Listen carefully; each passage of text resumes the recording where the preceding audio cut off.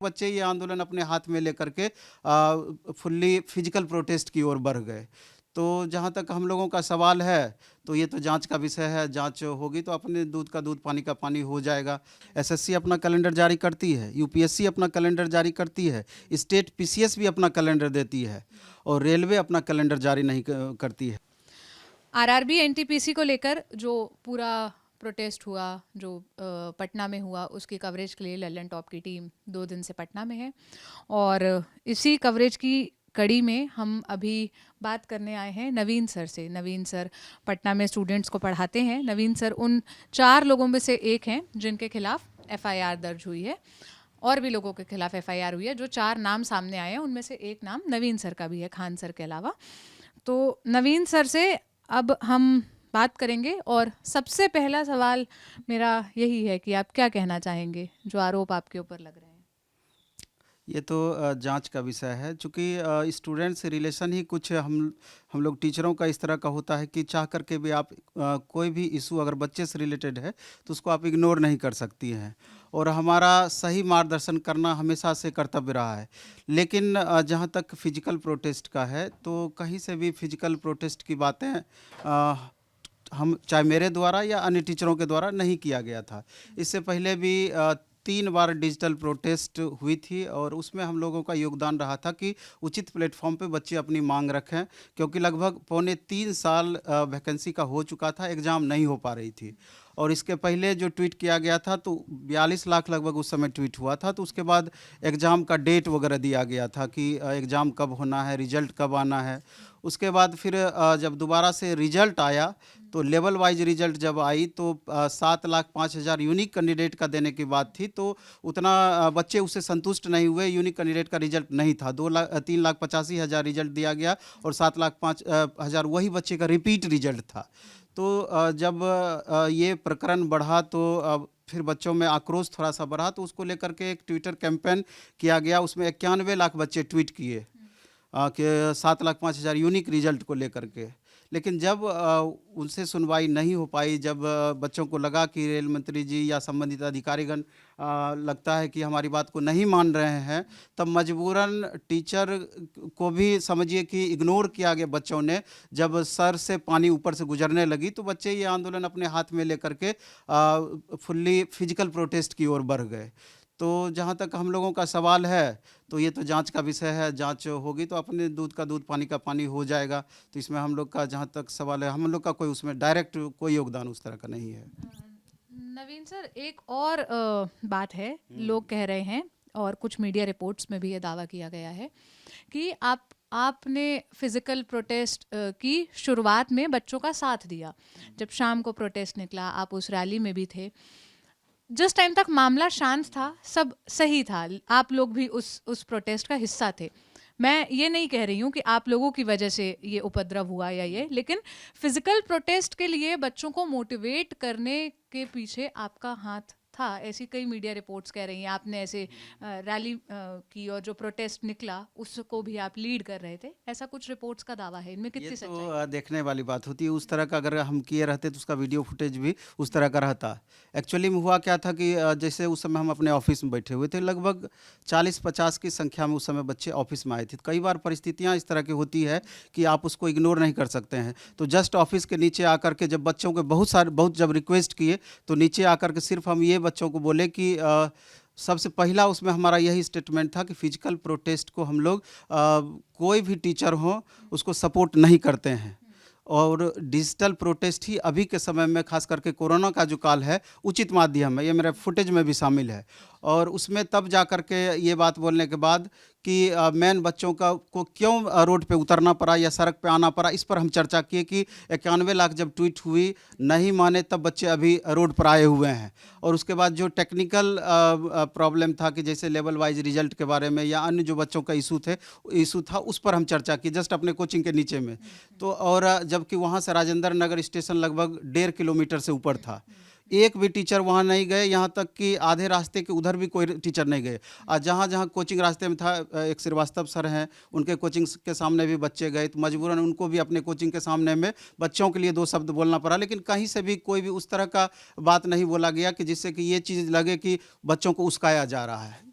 हाँ, बिल्कुल। मतलब आप लोग बच्चे जब नीचे आए, आपकी कोचिंग के नीचे आए, तो आप लोगों ने उनको सपोर्ट किया, उन लोगों को बात की कि ठीक है, आपकी मांग भी ठीक है, लेकिन फिजिकल प्रोटेस्ट मत करिए, हम बिल्कुल, बिल्कुल, ये पहला लाइन हमारा उसमें यही था।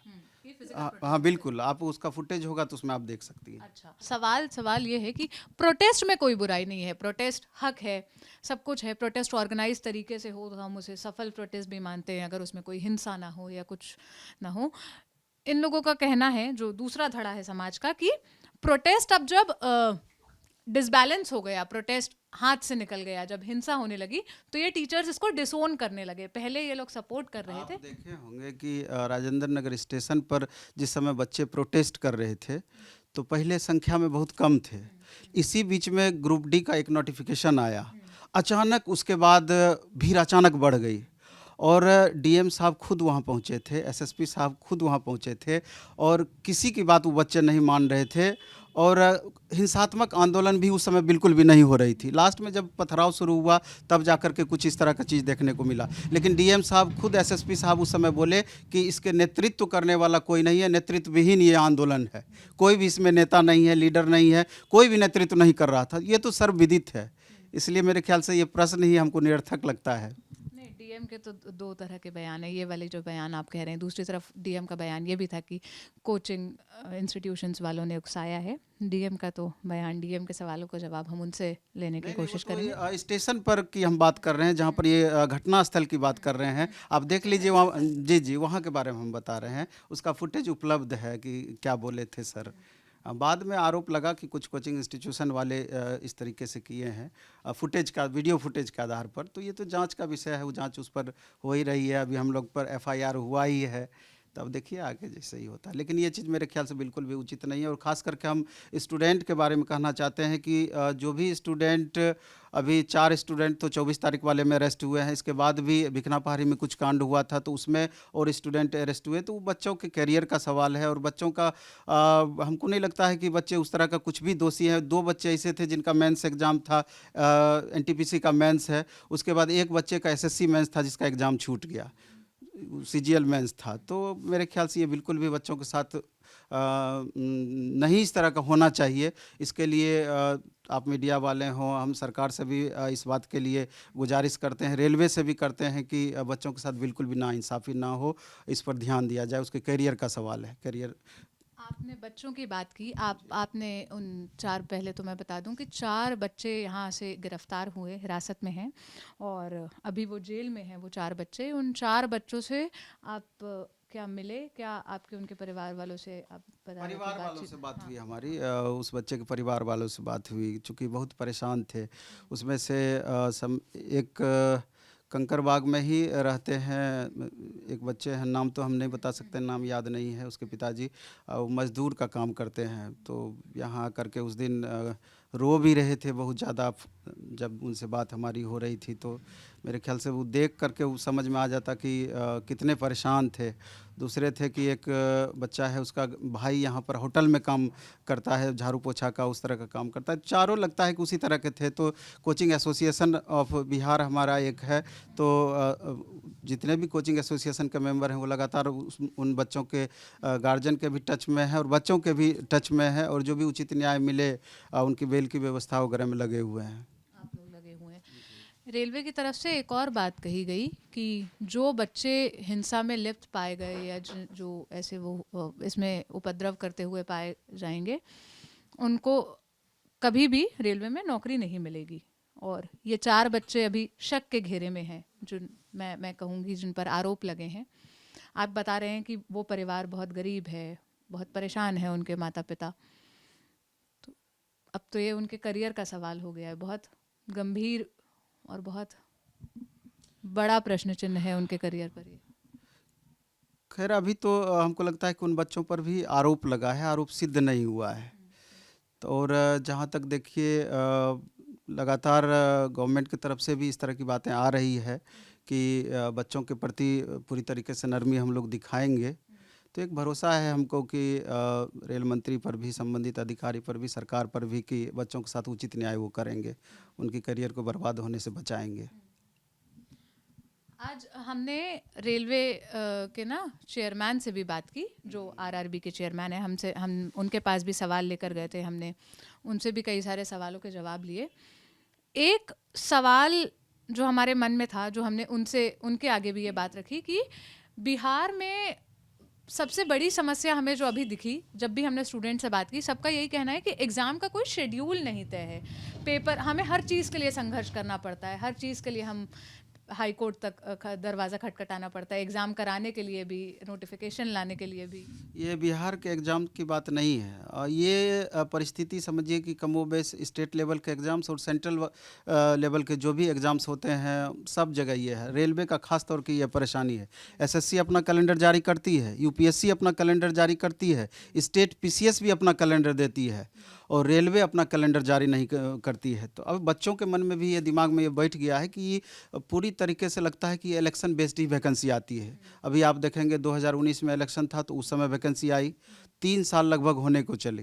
गवर्नमेंट को एक इसमें है कि नहीं, कोरोना के कारण या दूसरा अन्य कारण गिना दे रहे हैं, लेकिन इससे पहले आप देखिए कि रेलवे की कब वैकेंसी आई थी। रेलवे एनटीपीसी ग्रेजुएट लेवल और अंडर ग्रेजुएट लेवल की इससे पहले 15-16 में वैकेंसी आई थी। 16 के बाद 19 में वैकेंसी आई। 3 साल का गैप यहाँ पर दिख रहा है। लोको पायलट भी 14-15 में वैकेंसी आई, उसके बाद फिर 18 में वैकेंसी आई। 4 साल का गैप दिख रहा है। तो रेलवे का और हमारी भी बातचीत चेयरमैन साहब से बात हुई थी, आरआरबी मुजफ्फरपुर और आरआरबी पटना। हम लोगों को बुलाया गया था स्पेशली कि बच्चों के प्रॉब्लम को जानने के लिए। कितना बड़ा आंदोलन हो गया।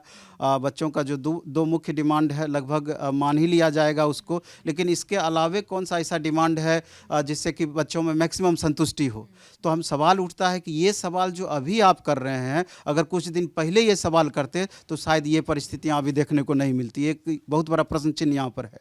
और उस दिन जो प्रधानमंत्री जी का मीटिंग हुआ रेल मंत्रालय के साथ, उसके बाद लगता है कि अचानक बहुत ज़्यादा प्रेशर बना है, तब जा कर के इस तरीके का गतिविधि लगातार देखने को मिल रहा है कि बच्चों से लगातार संपर्क किया जा रहा है कि आप में क्या परेशानियां हैं।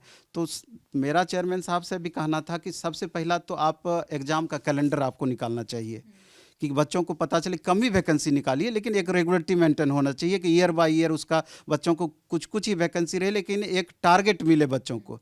ऐसे पता ही नहीं चलता है 3 साल बाद एग्ज़ाम होगा, फिर 1 साल के बाद उसका रिजल्ट आएगा, और फिर पंचवर्षीय योजना हो गया है ये। 5 साल 4.5 साल लगभग लग ही जाता है, फिर अगले इलेक्शन से पहले तक में ये चीज़ पूरा होता है। तो इसमें बदलाव होना चाहिए। एक बच्चों का सबसे बड़ा इशू था ईडब्ल्यूएस सर्टिफिकेट को लेकर के। एक्चुअली में 2019 में जिस समय वैकेंसी आई तो जस्ट ईडब्ल्यूएस इम्प्लीमेंट ही हुआ था। तो मुश्किल से 10% बच्चे ही ऐसे होंगे कि जो कि ईडब्ल्यूएस सर्टिफिकेट बना पाए। 90% बच्चे नहीं बना पाए। तो हम्बल रिक्वेस्ट है आपके माध्यम से रेल मंत्रालय से भी हमारा कि इतने सारे बच्चे जो ईडब्ल्यूएस कैटेगरी में फॉर्म भरे हुए हैं, तो ज़रूर उन पर ध्यान दिया जाए और उनके प्रॉब्लम को इग्नोर नहीं किया जाए।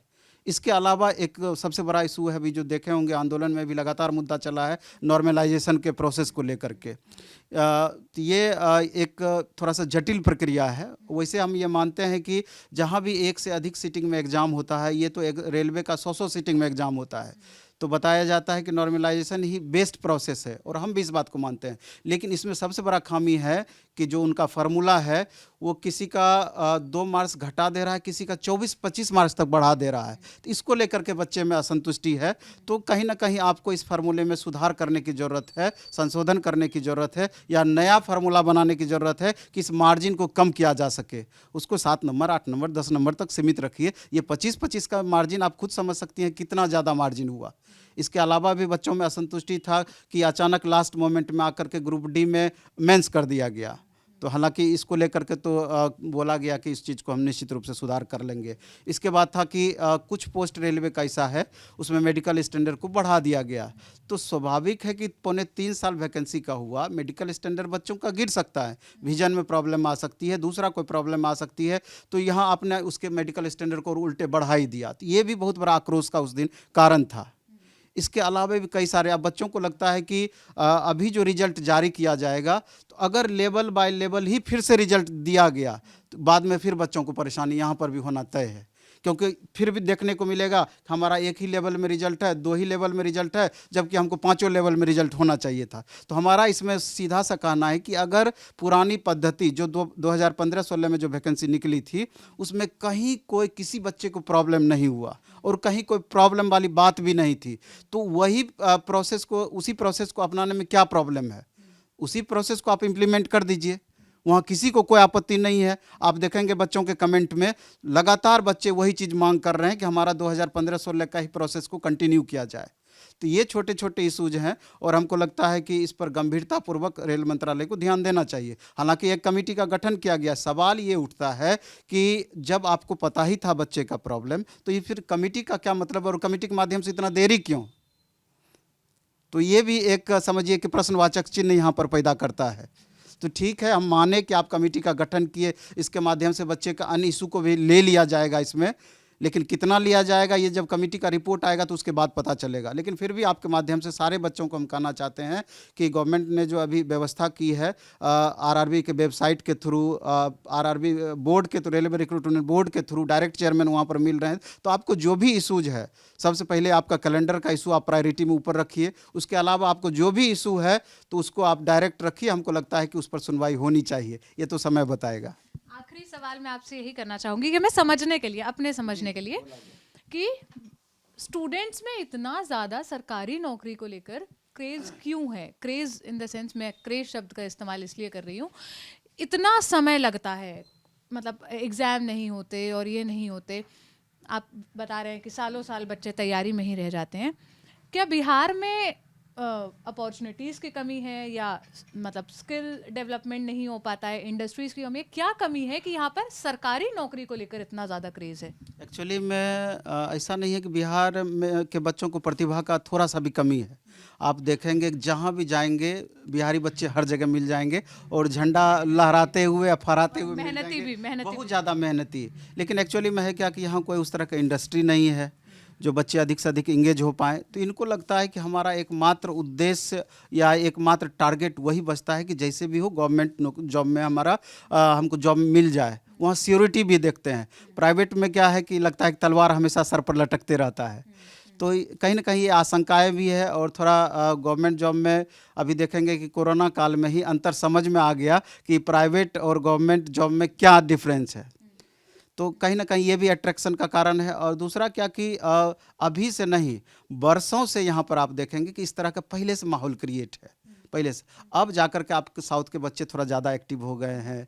इसके अलावा देखेंगे कि महाराष्ट्र वगैरह के भी बच्चे एक्टिव हो गए हैं, पंजाब वगैरह के बच्चे एक्टिव हो गए हैं। लेकिन पहले वो ऐसी बात नहीं थी। यूपी, बिहार, झारखंड, यहाँ के बच्चे जितने हिंदी भाषी, खाँटी हिंदी भाषी क्षेत्र के जो बच्चे थे, तो गवर्नमेंट जॉब में खास करके ग्रेड सी की जो वैकेंसी रहती थी, ज़्यादा रुझान रहती थी। लेकिन आजकल देखेंगे आप मध्य प्रदेश चले जाइए, इसके बाद छत्तीसगढ़, राजस्थान, हर जगह के बच्चे एक्टिव हुए हैं।